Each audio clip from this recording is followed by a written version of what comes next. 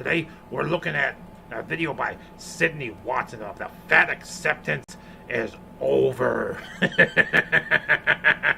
We're going to be taking a look today at the humongous underbelly of whatever the hell this this was. And bites the dust. Hi, my name is Sydney. Welcome back to hell. Just a reminder once again, for those of you who don't know, 50% off on my tea website, Lion's Tea Exchange, for the flavors Earl Grey, New York Breakfast, and Emerald Green, because they are expiring, although tea doesn't really expire, at the end of November. I don't want to throw them out, so I would love for you guys to go and check them out. If you haven't bought tea already, go and do so, because they're very tasty. Use the code We Don't Waste. Okay, let's do the video. Yeah, guys. Go buy some homegrown tea from our favorite Hell Gondola pilot here. Oh, my little baby birds. Fat acceptance, the thing that has dominated almost everything for the last decade or so. Whether we'd asked for it or not, which most of us haven't. Also, don't any of you judge the way that I am holding this mug. It is both heavy and hot. Ironically, all the things that fat acceptance women wish. Yeah, but they're just getting heavy and sweaty.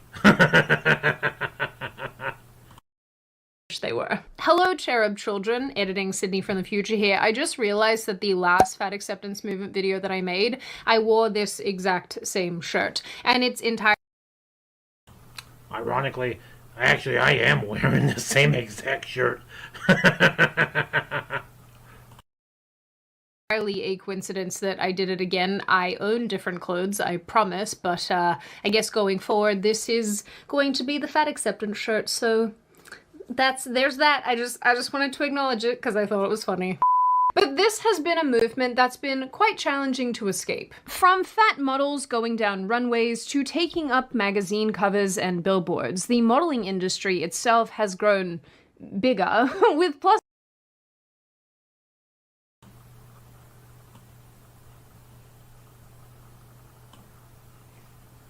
Yeah, they're taking up more room than queso on a TV screen falling off the wall.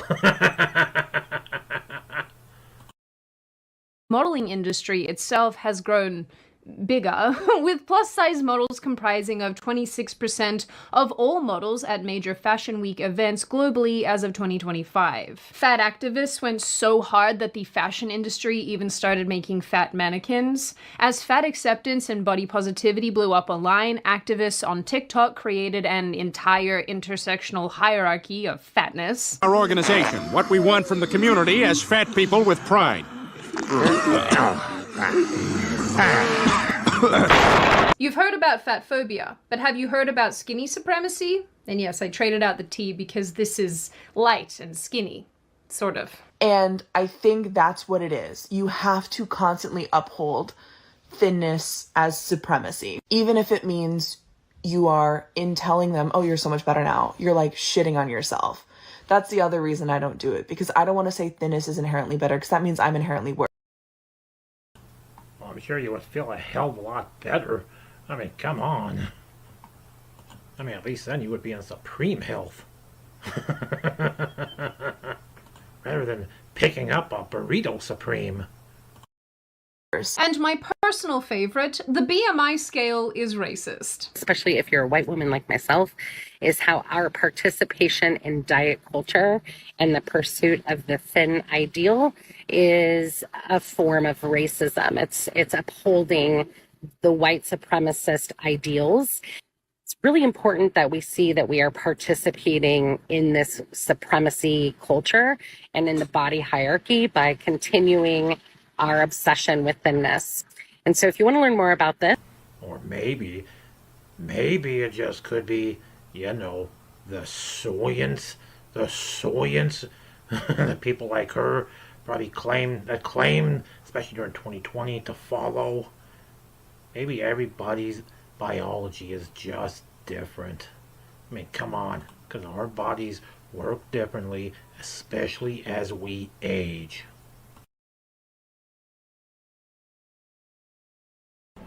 Yeah, how dare we want to be healthy? Yeah, how dare we want to be having a heart attack at 30 or something, or falling through floors or something. Roots of the BMI. They teach this stuff at universities, just so that you guys know, in case you needed another reason to go become a plumber. For the last number of years, fat activists have even argued that they shouldn't have to purchase an additional seat on airplanes if they're That's the only time anybody should be able to see the crack of your ass. Not because you can't fit in your trunks or anything. too big for just one. As a result, airline companies like Southwest even offered free additional seats for plus-size passengers by allowing them to request refunds after the fact or request a free extra seat upon arriving at the airport. Fun fact, the Air Carrier Access Act may actually consider obesity a disability because it substantially limits things, like traveling. That's gonna be a no from me there, champ. And let's not forget my own experience flying fat, where I was sat betwixt two very large individuals whose fat rolls were touching my body. I can still feel it now. Not great, not my favorite. And apparently that story went viral. I guess it was a, slow news week that week or something. I won't lie to you all, I have been on the internet for a minute, and I always find the stupidest things that I do are the things that go viral. Not the thought out, thoughtful things that I put into the world. The stupid stuff. Like me getting sat on by a fat woman next to me, I'm in his lap.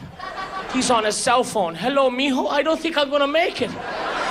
There is a big guy next to me and I can't feel my leg. I wrote about that experience. But seriously though, I do got a similar story to like what happened to Sydney there. And this took place, well, a number of years ago, let's just say. As you can see here, well, this is a very rough representation of basically what it looked like.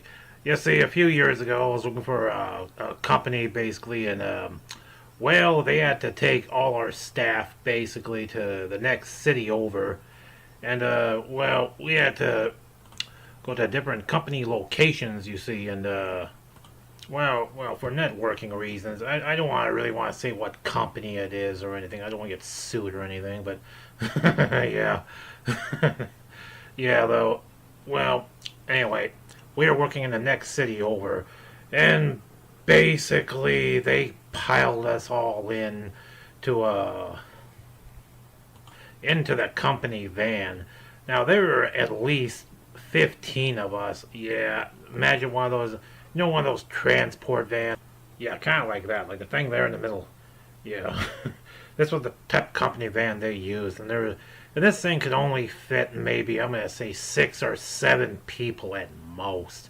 At most. But there were 15 of us, and, well, they didn't want to have to rent another van. So they just piled everybody on top of each other. So yeah, let's put this over here.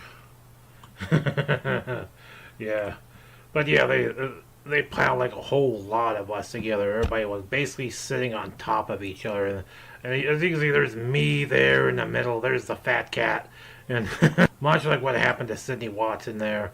Well, I was between basically a really, but yeah, I was between basically Peter Griffin there and a guy that was as tall as Larry Bird.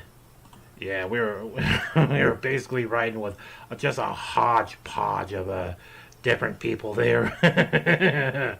Yeah, you gotta work with me here. I'm not exactly an artist, but yeah, a lot of this is basically what these guys kind of look like, though. Yeah. But yeah, the Peter Griffin guy was... the guy who was as big as Peter Griffin was sitting on me, while the other tall guy was basically just coughing into his shirt for about 5 miles. Maybe more than that. I think it was like somewhere between... I think, to be honest with you, I'm not even real sure how many miles we went. Yeah, but yeah, it was a long trip down the freeway into the next city over. And then on the way back... and a half a day later, yeah, Anyway, so basically at the end of the day, this is how the rest of us piled ourselves right back in the van, basically sitting on top of each other. Again, I was sitting right next, basically, to a guy that apparently has been alive since the Civil War. Apparently, this guy's telling me how many jobs he had since since he was a boy. I mean, come on, this guy. I mean, this guy was. It wasn't actually too far from how this guy looked. This guy looked so damn old. He used to tell me how he used to do all kinds of odd jobs, and it went all the way back into like the 1940s, and when he was young. I mean, he'd be going all the way stories back, going all the way past World War II somehow. I'm not even sure how the hell that's possible. I even asked him once. What was it like? What was it like during the war between the states? Yeah, he had a sense of humor about it, though.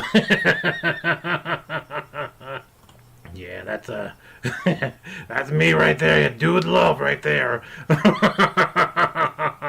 Yeah, that's the fattest cat in the business.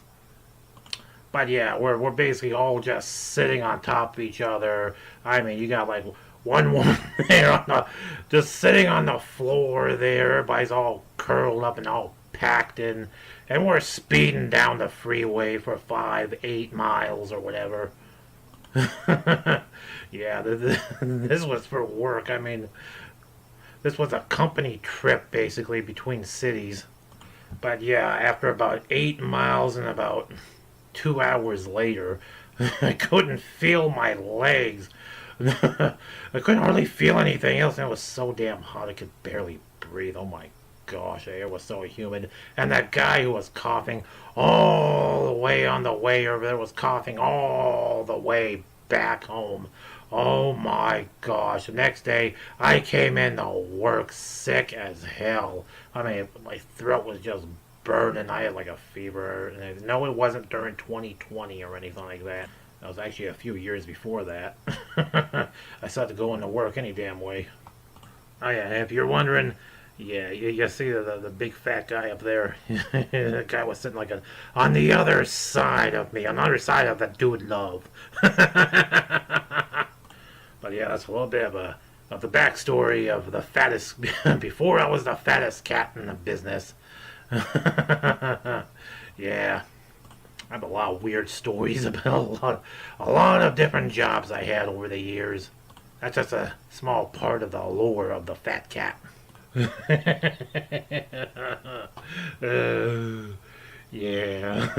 We just kind of look. Got Cartman over there. We got Mick Foley over here. This Crabtree speeding down the freeway around the mountains. Alright, now, and now back to the rest of the story. Experience for Newsweek, of all places, for the love of God. Anyway, we have been blasted with these things and many, many more for quite a long time in an effort to promote different body types and get away from the heroin chic of the 2000s. Heroin is in... not the, oh, I'm gonna fight a dragon I've talked about in this series, and yes, me talking about these movements ending is a series now. The overemphasis on being terribly overweight, the normalization of being terribly overweight, is coming to an end. And it's for very similar reasons to the deaths of the LGBT movement, the gender ideology movement, the trans movement, and so on. In part, people have simply gotten sick of it, and the more people who've gotten sick of it, the more that companies have followed suit. More like about a series of people who didn't move. Southwest is walking back its free seating policies, and I'm actually pretty sure that other airlines are doing exactly the same thing. Other companies have wiped their body positivity web pages and shifted away from body positivity in fashion and advertising. And would you actually look at the state of advertising? We're back to the models and celebrity vibes of the 2000s, which were quite thin. But more importantly, I don't think your average person actually wants to be fat. Like, a portion of them do, because there's some weird fetish stuff around that. But pants rippingly overweight. You know how hard it is to find a pair of pants that fit you when you're that humongous? I mean, come on. I mean, just take a look at Yokozuna for those of you guys who remember the WWF. I mean, look what happened to that poor bastard. I mean, that alone should be enough not to want to continue to proliferate this, to encourage this. I mean, come the hell on. Yokozuna, what he did to himself. Ugh. I mean, yeah, I mean, look at even poor John Pinette, for those guys remember his comedy. I mean, that guy was funny as hell. Even he tried to lose some weight, but yeah, unfortunately for him, it was, well, a little late. Yeah, he was a real funny guy. Rest in peace, John Pinette. We all miss laughing with you. Your average person does not want to be overweight. It doesn't feel good, no matter how much you tell the rest of us that you love your roles. You sure about that? No, I'm not gonna subject my audience to this.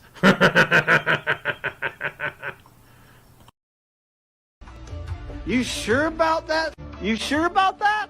But right now, third reason, and arguably the biggest reason why all of this is taking place. Kind of hilariously, this era of body positivity and fat acceptance was reasonably short-lived, because as soon as people could achieve the bodies they truly Now that's body positivity right there. I mean, wanted with a lot less effort than previously thought, it became clear that body yeah. positivity was always a the rise of weight loss drugs like Ozempic and Wegovy, the death of this movement has only damn, yeah. accelerated. You know, not needing to diet or do that pesky exercise to get the bikini body of your dreams is probably quite appealing to most people. But it is really interesting to consider how much these drugs are changing the game. As many of you know, I use Ground News for my research and found on their website that even Pfizer has just purchased a company that will bring injectables to market. There's other reporting at the moment that says that these kind of drugs are being used as a quick fix. It's really interesting how most of these stories are being covered by the center.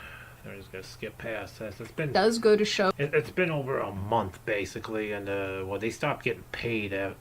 They usually stop getting paid for these ads usually after about a month. So yeah, I think it's okay to skip past this. How these issues get covered by both sides of the aisle and where the biases are. These type of stories.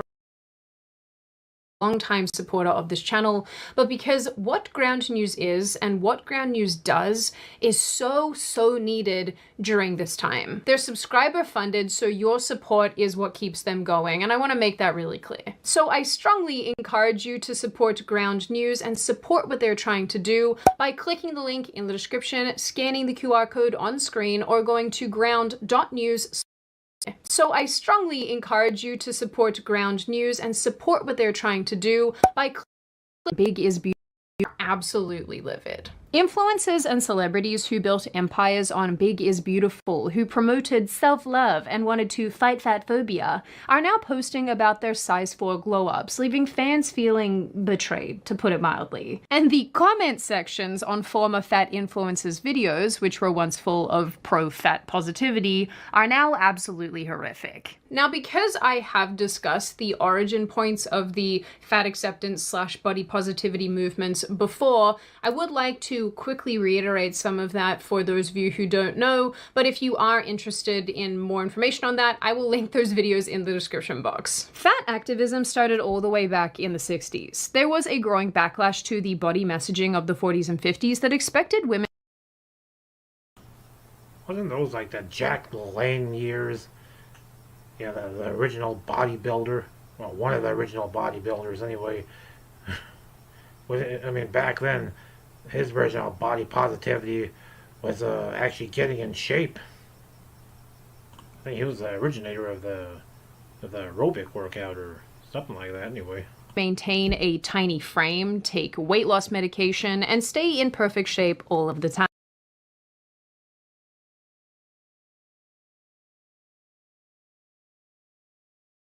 Women to maintain Doesn't seem very much different than now. Except now you can do it artificially now. I mean, with those Zempic and all that unnecessary crap. A tiny frame, take weight loss medication, and stay in perfect shape all of the time, which is the of the 40s and 50s that expect. Back in the days when magazines like this would have pin-up models on the cover that made you want to buy the magazine. Unlike the uninteresting crap from now. I mean, when's the last time they had an interesting cover like this? 70s and 80s gave people extreme diet culture, like the cabbage soup diet.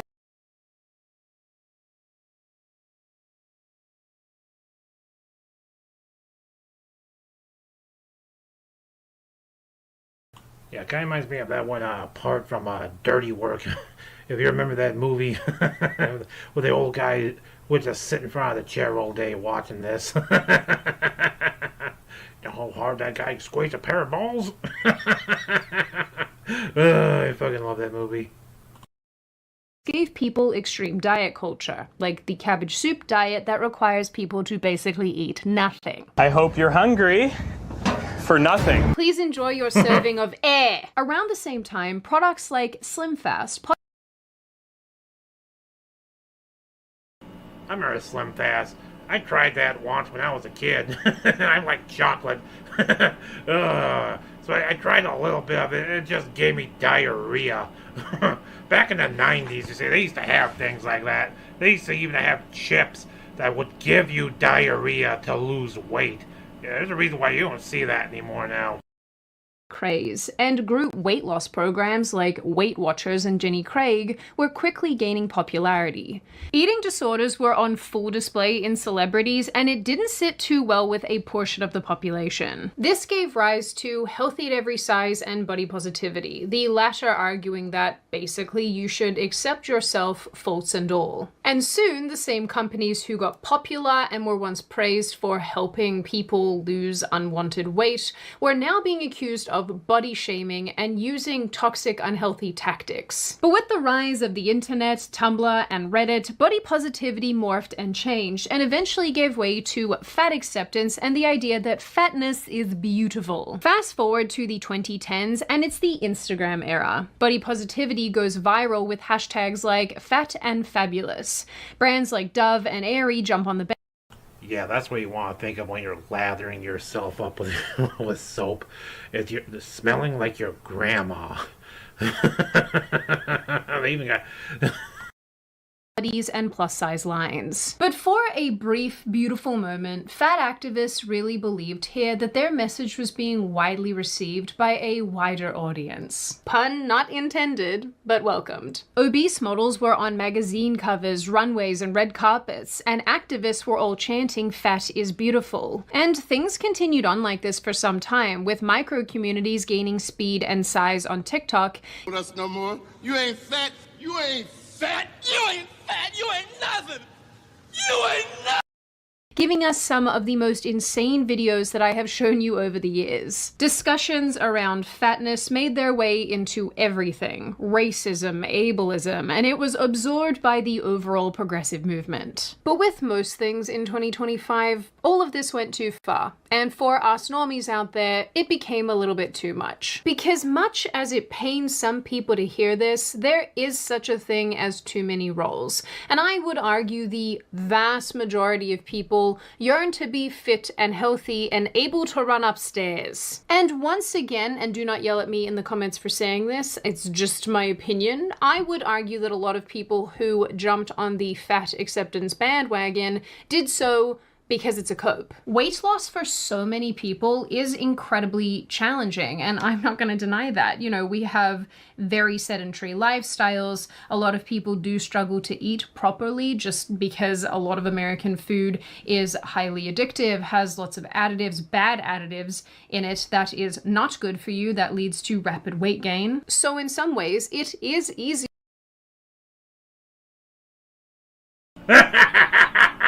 I couldn't help myself. I had to. Hope I'll get copyright for that. Well, it was only for a few seconds. Come on. on board a movement that co-signs laziness and makes excuses for you not looking the way that you want to look. You know, remember the whole dieting is fatphobic and fatness is genetic stuff? Me too. Me too, fam. But then there appeared seemingly an easier way out of obesity that didn't involve any massive lifestyle changes or dietary changes or doing really anything significant at all. Ozempic, we go. Yeah, I know a lot of fat people in my life, guys. This reminds me of back when, I remember when I was younger, I used to go to this one gym. They used to have like these martial arts classes like in the aerobics room. I mean, there used to be this one guy, he must have been at least 4, maybe 500 pounds. I mean, this guy was like Yokozuna levels of fat, basically. I mean, this guy was big. It was really unhealthy. I remember, yeah, the guy came in and the guy was basically desperate to lose weight. Yeah. I didn't see him. I didn't see him very often there, but yeah. I don't know what happened to that guy. Hopefully the guy lost weight, but yeah. I mean, it is really, I mean, I've seen all the fat people I've known. I mean, it is really uncomfortable. I mean, who the fuck would actually encourage that this is actually, that you're healthy at any size? Who the fuck actually encourages any of that, and why? I mean, it hurts. And you're just encouraging being disabled at that point. I mean, a lot of people, they can't move very much. I mean, it all feels very cultish.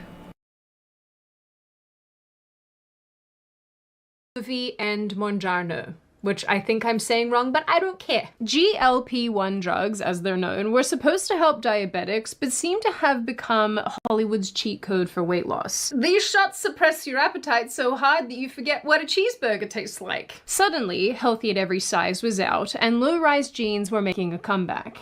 Angry fat activist writers began pumping out articles expressing how heroin chic was back in, and they couldn't understand why this was happening. But the change was already in motion, and rather than having to pretend that fat is beautiful and everybody enjoys being overweight, celebrities in particular could take these drugs and then lose weight with relative ease. Celebrities like Kim Kardashian were making massive changes. She downsized her famous BBL. Singer Lizzo was losing lots of weight and slimming down after promoting fat acceptance for years. And she's still not a musician, guys. I mean, a musician, guys. She's still not a musician, pulling rabbits out of hats and asses and shit like that and shit.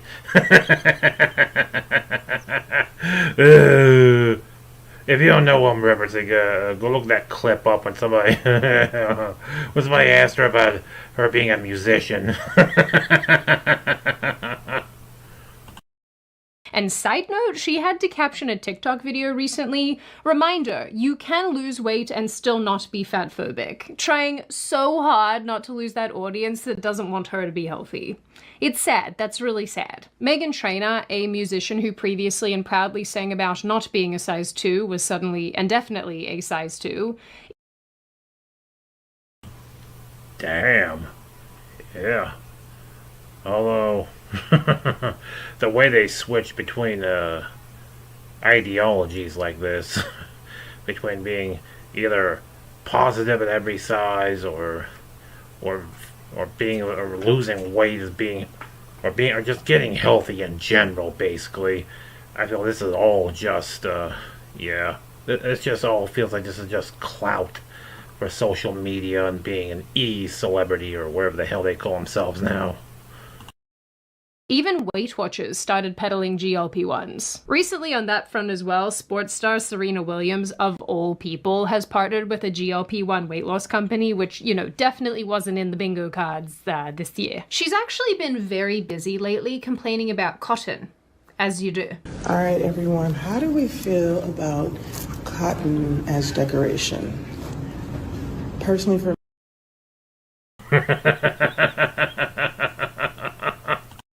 me, it doesn't feel great. So actually, it feels like no polish remover cotton, natural.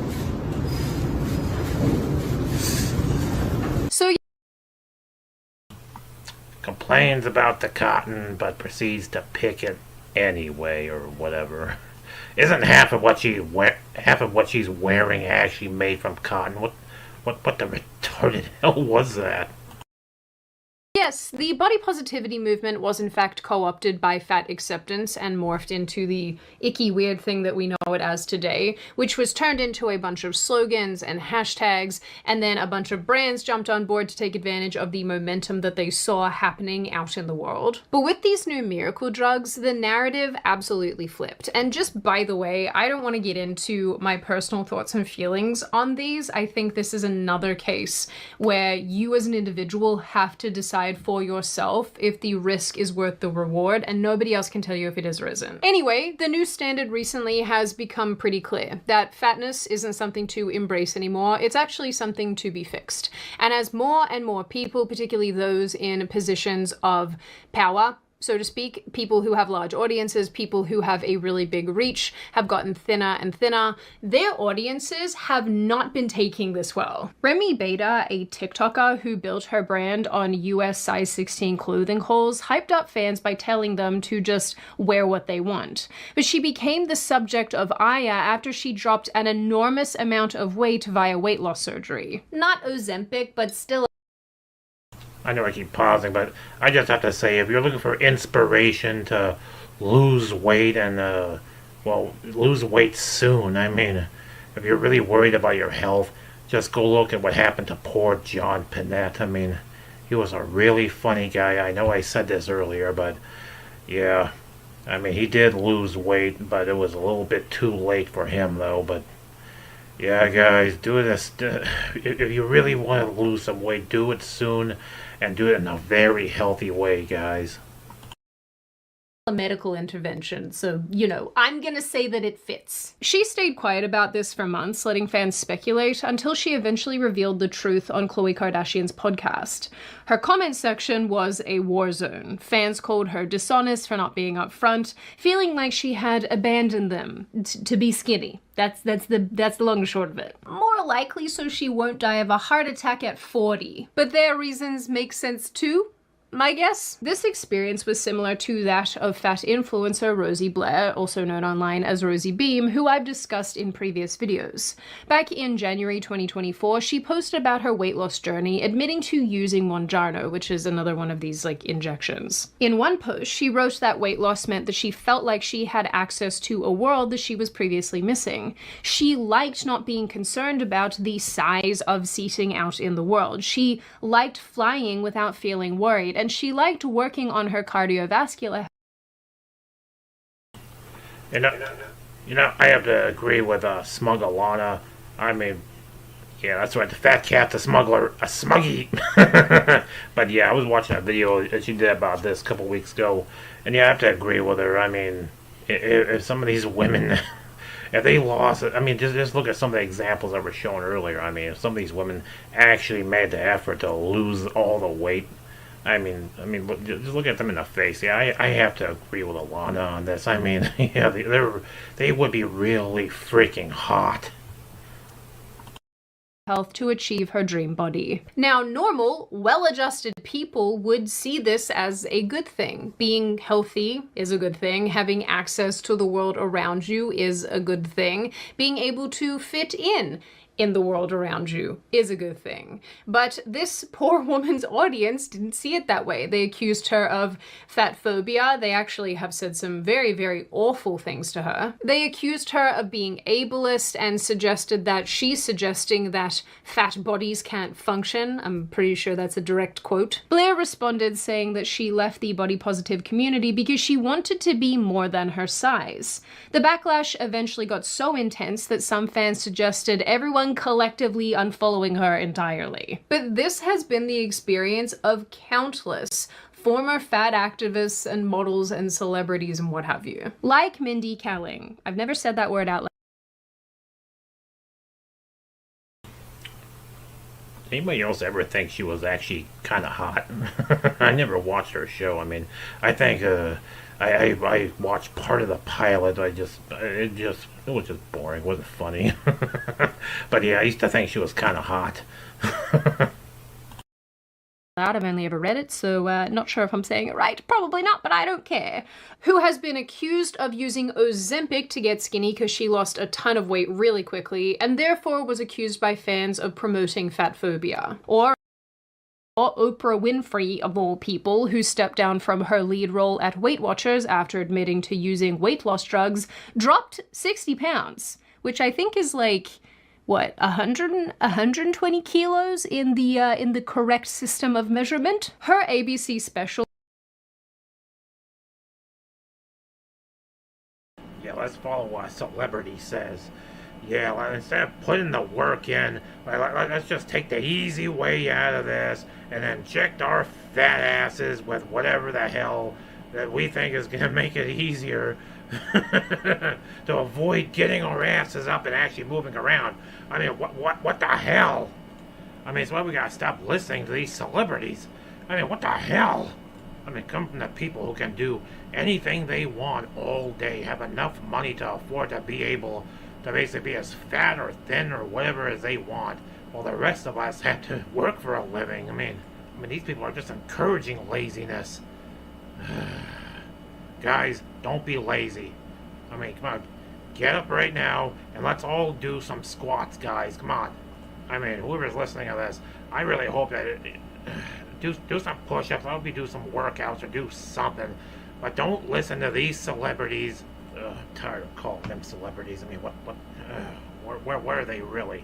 I mean, what have they really influenced our society to do? They're just encouraging, I mean, selfishness in a lot of ways. I mean, yeah, but yeah, don't be selfish. Don't be lazy. Yeah, get up, do some jumping jacks, some push-ups, something. Just do something, guys. Don't listen to these people. Don't be lazy. I mean, come on, guys.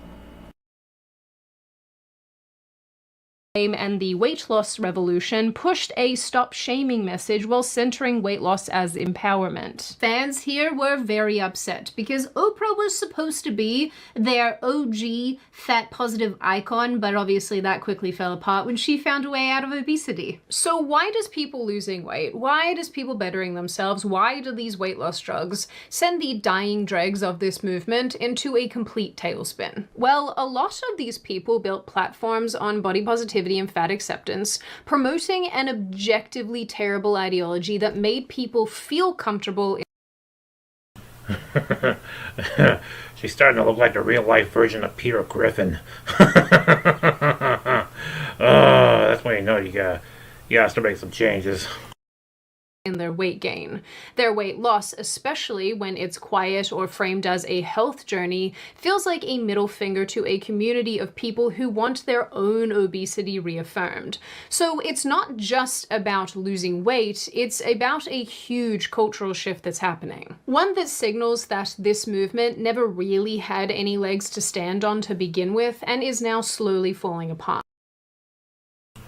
Well, like fell through the floor and can't get back up again. Fat influencers leaving the movement absolutely started some time ago, and after the deaths of several well-known creators who died of obesity-related issues, the departure has only accelerated. But honestly, it's not terribly hard to see why so many people feel abandoned by their favorite fat influencer, getting skinny and getting in shape, when psychology blogs are telling them it's completely valid to feel betrayed by weight loss? By the weight loss of their favorite online people. This stuff is so not okay. And I hate to be the bearer of bad tidings, but it's not normal to feel this way. If anything, I think it's rooted in some deep-seated insecurity and jealousy. The sort of, if I have to look like this, so do you type of thing. Which is ironic and interesting because that, in and of itself, has become this sort of new trendy school of thought because people forget that they don't actually have to be fat. What I think a lot of people here are actually mad about is the the not so subtle reminder that if they wanted to improve, they could. Seeing someone bettering themselves, especially if they're doing it through regular channels like diet and exercise, and I guess actually to an even larger extent with these weight loss shots, because a lot of people view it as a cheat code, seeing people do these things and act like this serves as an example of all the things that this other group of people are not doing, but they could be doing if they wanted to, and it makes them feel bad. But instead of addressing the root causes of those very dysfunctional feelings and making positive changes to move through the world with better ease, instead these group of people demand that everybody else acquiesce to them and make changes in order to accommodate their hefty size. Which isn't just unrealistic, it's impossible. The bottom line is that weight loss drugs are not new. And honestly, putting efforts forward, especially in the medical community, to address obesity is also not new, and they are making strides. I think every couple years something new comes out that helps people shed a bunch of weight, and then a couple years after that we find out that it makes you grow like extra toes or whatever. I know that on a statistical level, people have been and are getting fatter, but I do think that we are going to see a big change there in coming years because we are returning to the aesthetics of the early 2000s especially, and that doesn't really in any way, shape, or form accommodate fat acceptance and body positivity in the messed up version that we find it these days. Being hot and cute and sexy is back in, and especially as the entertainment industry and celebrity culture and advertising and marketing move away from fat acceptance and body positivity, we're going to see a reemergence of attractive people everywhere in the coming years. And that is just my prediction, and I could be wrong, but 60% of the time I am right 100% of the time. Really early body positivity did have good intentions, but as with most movements, it was co-opted by insane people and weird initiatives, and that is why we are seeing it fall by the wayside. That is why we are seeing the death of fat acceptance, and honestly, I think this issue is only going to fall away further as the years progress. So in the end, I do think it's worth saying that I have so much respect for people who are trying to get in shape and lose weight. I think that's really cool. I think that is such a noble and good thing to be doing in this day and age. I think that there is no reason why you have to be fat, and if you are on a quest to get lean and healthy, that is awesome, and I genuinely wish all the best for you. Hell But for yeah. the rest of us, I am sure this is not the last that we will hear about the dying fat acceptance movement as it loudly and quickly falls apart. Now on that note, and before I open the floor to all of you, this is just a reminder, check out Ground News using the link in the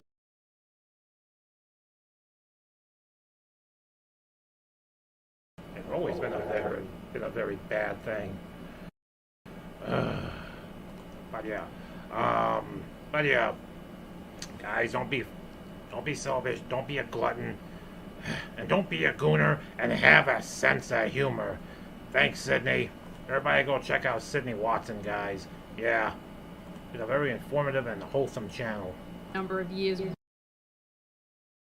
Been a long-time supporter of this channel, so I do encourage you to go and check out what they have to offer. They are doing something that is so necessary today, and I think that it's a really, really good idea that we support people who are making the news space better. Now I open the floor to all of you. What do you all think? What do you make of these weight loss drugs? Are you on board with them? Do you think they're a good thing? Do you think that they are a bad thing and we are going to learn in a number of years why they're a bad thing? Do you think that the fat acceptance movement is dying, that's falling out of favor because we are prioritizing cute and sexy and hot people again in media and in entertainment? Do you think that that's not really the case at all, and that this is just a trendy thing? This is just everybody following trends, and fat acceptance will be back before we know it? And what do you generally make of this issue overall? As always, if you have made it this far in the video, congratulations. I always like having you along for the full ride. If you are new here and you're not subscribed already and you would like to see more of me and more of this kind of content, feel free to subscribe to the channel, as well as leaving this video a like and a comment, because I do read the majority of them and I like hearing your feedback. Except when you guys yell at me, that doesn't make me feel very nice. Of course, my little chickadee noodle heads, I hope you stay safe and well and make good choices. And if you are on your weight loss journey, make sure you go to the gym, go and lift up heavy things and put them back down again. And I will see your wonderful little faces in the next video. Yeah, guys, and that was the the first ever Fat Cat Reacts. That was the premiere to Sydney Watson's Fat Acceptance is Over. Anyway, guys, I just wanted to remind you, I can't post links here on YouTube. So, yeah, I'm going to have to shield myself. Not to shield my channels, I mean myself here. If you guys want to see more content, you can join me on Rumble at MyCozyGames. You can also find me on X at FatCatscozygames. I also do shows on Twitch at FatCatCozygames. I don't really have a set schedule right now, but yeah, we try to do a show most like every other day, if not every day. But yeah, I'm gonna try to be doing more shows. We play games, we laugh at videos, yeah, we generally make fun of things. Yeah, anyway, guys, hope to see you soon. And remember, guys, don't be a Guna and have a sense of humor.